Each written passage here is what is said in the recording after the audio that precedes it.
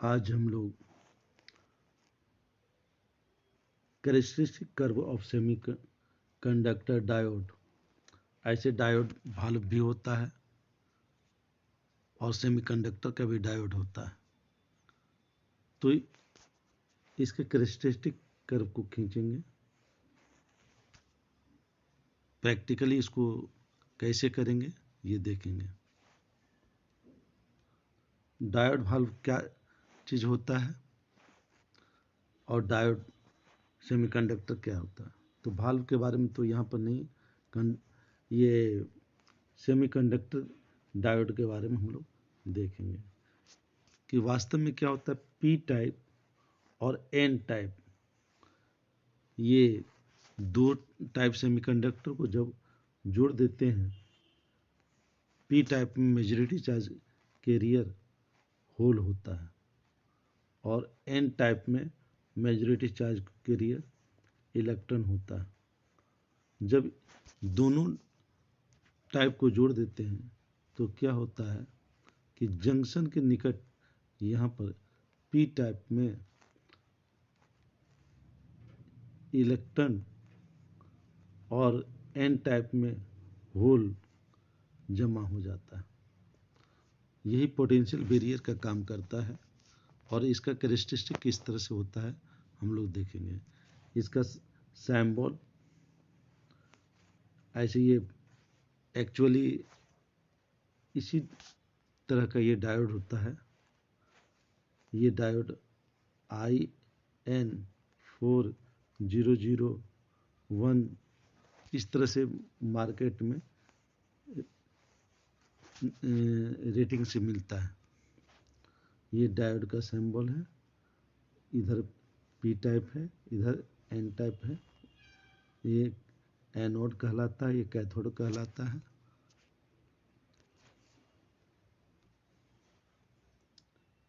अब हम देखेंगे सर्किट डायग्राम को। सबसे पहले फॉरवर्ड बायसिंग में देखेंगे कि किस प्रकार से फॉरवर्ड बायसिंग में रहता है। इसमें मिली एमीटर है, ये वोल्ट मीटर है।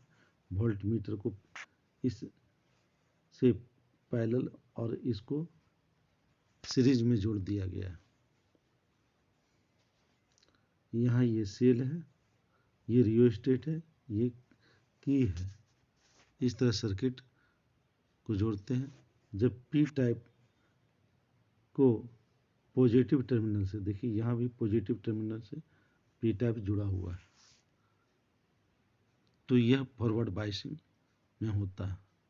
अब हम इसमें प्रोसीड्यूर यहाँ देखिए बारी बारी से लिखा गया है कि p type semiconductor of diode is connected to key, then rheostat RH and then positive terminal of the cell. दूसरा में N type of diode is connected with the milliammeter. Voltmeter भी is connected to parallel the terminal. ये circuit का वर्णन किया जा रहा है। इसको आप उतार लेंगे नोटबुक में बारी बारी से, आपका कॉपी भी तैयार होते चला जाएगा। यहाँ पर ये 4 नंबर में दिया गया है कि इज मेड ऑन, मतलब की को ऑन किया जाता है। उसके बाद क्या किया जाता है, रियोस्टेट को एडजस्ट किया जाता है और तब क्या करते हैं, ये वोल्ट मीटर से विभवांतर और मिलियमीटर से करंट का मान नोट कर लिया जाता है और रियोस्टेट को तब बदल करके भिन्न भिन्न वोल्टेज पर उसके अनुसार करंट को नोट कर लेते हैं। इस प्रकार से हमको क्या मिलता है, वोल्टेज और करंट के बीच एक डेटा तैयार होता है। उस डेटा को हम ये एक्स एक्सिस पर वोल्टेज रखते हैं, वाई एक्सिस पर करंट रखते हैं। तो इस प्रकार से हमें ये अग्र अभिनति हिंदी में इसको कहते हैं और अंग्रेजी में फॉरवर्ड बायसिंग इसको कहते हैं कि किस प्रकार से ये मिलता है। ग्राफ, यही इसका ये नी पॉइंट हुआ। यहाँ पर जो दिखाया गया है ये नी पॉइंट है। इसी नी पॉइंट का वैल्यू को हमको निकालना है।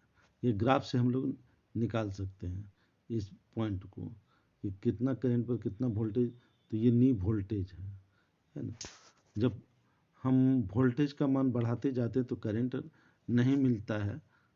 यहाँ चूँकि जब तक वो डिप्लीशन लेयर समाप्त नहीं हो जाता है, ये डिप्लीशन लेयर जो है ये समाप्त नहीं हो जाता है, तब तक धारा नहीं बहती है।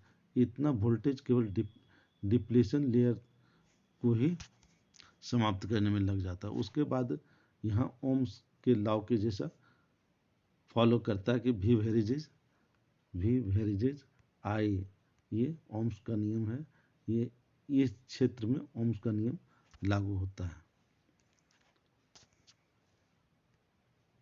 अब हम लोग देखेंगे कि रिवर्स बायसिंग कैसे किया जाता है। ठीक यहाँ पर केवल सेल को बदल देंगे, सेल के डायरेक्शन को बदल देंगे। मतलब पीएन जंक्शन के पी टाइप को जो है नेगेटिव टर्मिनल से जोड़ देते हैं, और ठीक इसका उल्टा कि एन टाइप को जो है वो पॉजिटिव टर्मिनल से जोड़ देते हैं, जैसा कि हम लोग आगे देखेंगे। यहाँ देखिए ये पी टाइप को, ये तो अग्राभूनेति के ही मतलब जैसा है, ये फॉरवर्ड बायसिंग है। हम रिवर्स बायसिंग में क्या इसका उल्टा कर देते हैं, ये यहाँ पर नेगेटिव टर्मिनल से पी टाइप को जोड़ते हैं, चलिए इसको रिवर्स कर देते हैं।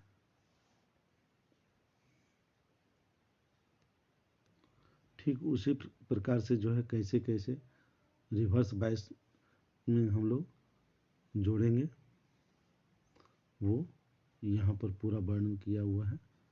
ठीक है, इसको आप नोटबुक में उतार लीजिएगा।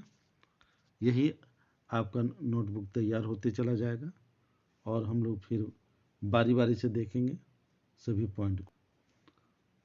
यहाँ पर ये माइक्रो, वहाँ पर मिली आमीटर लेते हैं, लेकिन रिवर्स बायसिंग में जो है माइक्रो आमीटर लेते हैं, क्योंकि करंट का मान बहुत ही कम होता है।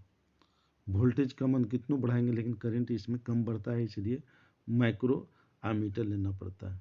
इसमें भी कुंजी को ऑन करते हैं, धारा बहने लगती, पोटेंशियल ये डिफरेंस देते हैं जंक्शन के अक्रॉस, और ये जो धारा जो बहती है वो ड्यू टू बहुत कम बहती है, वो लीकेज करंट कहलाता है।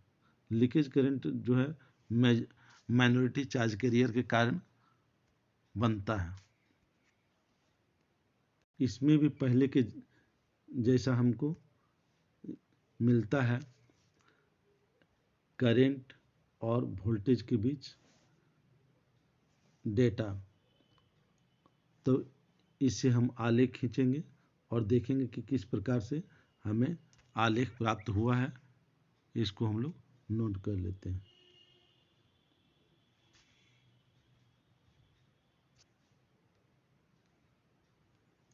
यहाँ देखिए रिवर्स बायसिंग में कनेक्शन इस तरह से दर्शाया गया है, कैसे कि पॉजिटिव इंड जो है वो एन टाइप से जोड़ते हैं और नेगेटिव इंड जो है पी टाइप से मतलब एनोड से जोड़ते हैं, और जो डेटा हमें प्राप्त होता है इस प्रकार से हमें यहाँ पर देखिए प्राप्त होता है। और होता क्या कि हम वोल्टेज का मान बढ़ाते चले जाते हैं लेकिन करंट का मान बहुत ही कम बढ़ता है, और जो आता है वो वास्तव में क्या हम बोले थे अभी कि वो माइनॉरिटी चार्ज कैरियर के कारण होता है ये। और क्या होता है कि अगर वोल्टेज का मान बर्दाश्त की सीमा से अधिक बढ़ा देते तब ब्रेक डाउन होता है, और एकाएक जो है करंट का मान बहुत ही मतलब जंक्शन ही टूट जाती है। पीएन जंक्शन की जो पोटेंशियल बैरियर है वही टूट जाती है और एकाएक करंट का मान बहुत ही ज़्यादा हो जाता है। रिवर्स बायस ये एवेलेंच ब्रेकडाउन भी कहलाता है। यहाँ पर हम लोग देखते हैं फॉरवर्ड बायस और रिवर्स बायस को एक साथ ग्राफ में दर्शाया गया है। अब हम लोग एक किट लेते हैं जो कि दर्शाए गए